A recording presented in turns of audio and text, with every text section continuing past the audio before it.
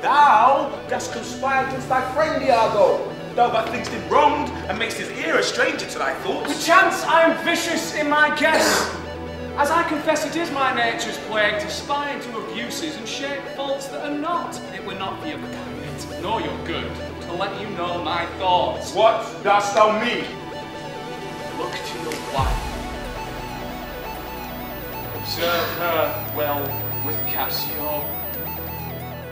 If you are so fond over her iniquity, give her pattern to offend, for if it touch not you, it come near nobody. I will chop her into messes, cockhold me! Oh, 'tis foul in her! With mine, officer!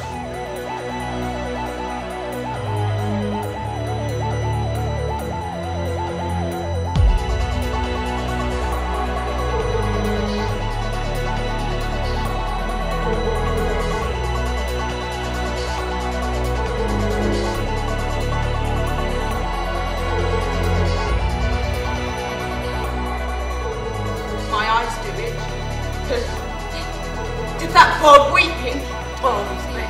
These men!